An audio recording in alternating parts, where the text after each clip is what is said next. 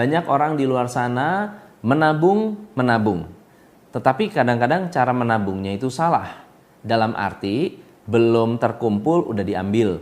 Atau misalnya dikit-dikit tidak disiplin. So gimana caranya Anda bisa menabung dengan cara yang benar? Ada 10 poin, 10 hal yang bisa Anda lakukan untuk membuat Anda tambah kaya, tambah makmur dari menabung. Yang pertama adalah Anda harus punya tujuan. Apa sih tujuan Anda menabung? Kalau bisa, tujuan itu tertulis. Dideskripsikan apa yang Anda inginkan. Misalnya Anda pengen jalan-jalan. Atau Anda ingin keliling dunia. Atau Anda ingin beli sapi. Ya, beli banteng untuk investasi.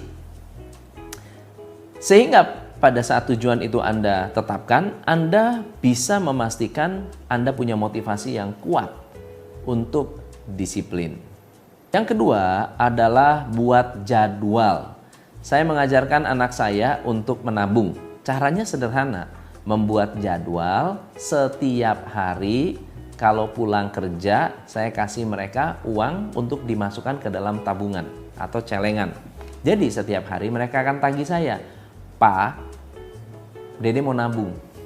Jadi saya harus kasih uang 100 perak kek, 200 perak kek, 500 perak kek, 10 ribu, 20 ribu, 50 ribu, 100 ribu. Yang penting mereka harus merasakan memasukkan uang ke dalam celengan.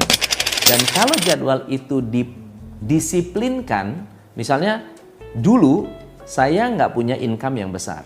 Tetapi saya punya jadwal setiap hari Jumat saya ke BNI 46 di airport.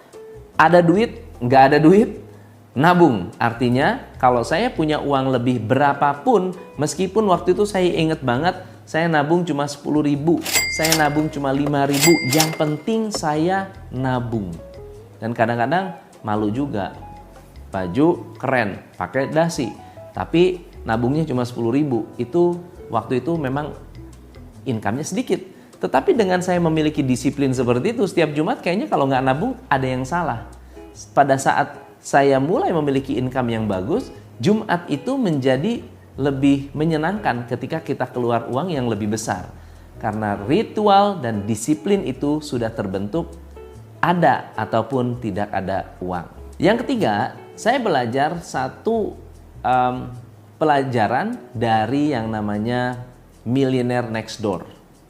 Jadi ceritanya ada orang-orang di Amerika yang merupakan miliuner, bisa dikatakan memiliki penghasilan pasif, walaupun mereka adalah tetangga sebelah, ya, dan mereka bukan orang kaya dari kecil.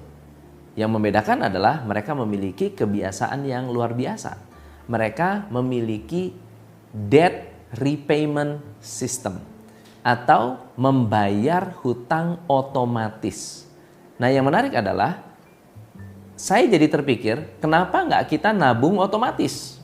Nabung otomatis berarti kita minta tolong ke HRD kita untuk atau kerjasama dengan bank, misalnya BCA atau Mandiri. Anda punya uang masuk di sana, di BCA misalnya, setiap bulan Anda digaji masuk ke BCA, BRI atau bank manapun, lalu minta tolong, saya setiap bulan mau dipotong 1 juta untuk deposito. Setiap bulan automatically masuk dalam rekening deposito.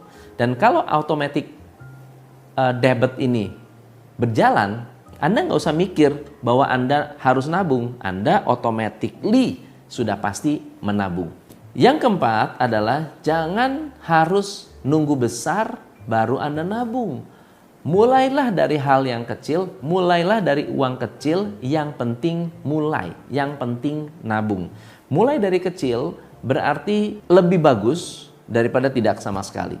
Yang kelima, Anda harus belajar pajak. Jangan hanya belajar nabung. Anda harus mengerti bagaimana mekanisme pajak ini ditagihkan kepada Anda. Berapa besar pajak yang harus Anda bayarkan dan bagaimana Anda bisa menghemat pajak. Dengan Anda mampu menghemat pajak, Anda mampu menabung lebih banyak. Yang keenam, ini yang nggak enak. Tolong buka akun PayPal Anda, kalau Anda punya PayPal, buka tagihan-tagihan Anda. Ada nggak tagihan otomatis dari subscription yang Anda miliki, tapi Anda nggak pakai? Misalnya Anda setiap bulan bayar Inc. Magazine, bayar Harvard Business Review, Anda bayar misalnya apps tertentu, bayar tuh tiap bulan. Ya, ada yang cuma 200.000, ada yang 100.000, ada yang 300.000. Tapi kalau dikumpul-kumpulin jadi banyak. Nah, saran saya unsubscribe semuanya. Pilih yang benar-benar Anda gunakan. Pilih yang benar-benar Anda pakai. Kalau Anda bisa berhemat dari sana, Anda bisa gunakan uang tersebut untuk lebih banyak menabung. Yang ketujuh adalah kalau beli barang yang turun nilainya, beli bekas. Contohnya apa?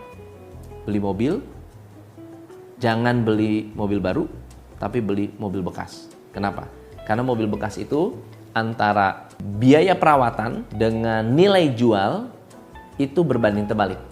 Mobil baru, biaya perawatan rendah, nilai jualnya tinggi atau harga mobilnya tinggi.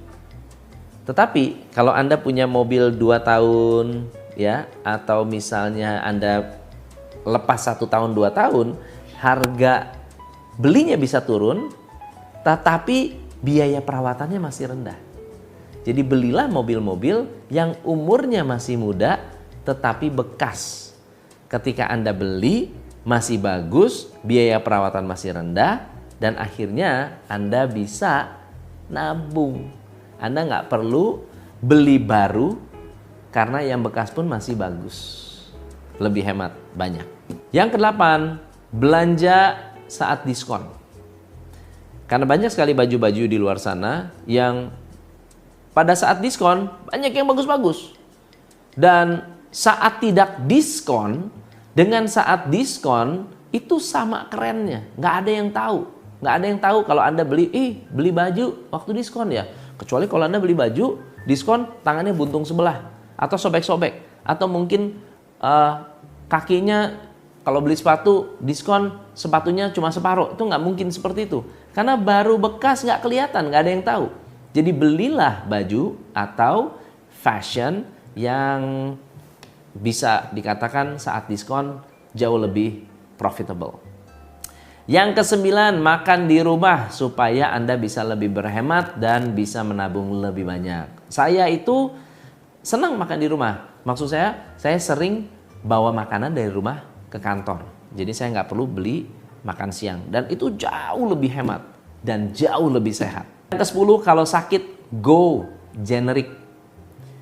Jadi di luar sana ada banyak sekali obat paten yang harganya selangit, tetapi ada obat dengan komposisi yang sama, dengan khasiat yang sama, harganya jauh lebih murah tanpa merek, yaitu obat generik.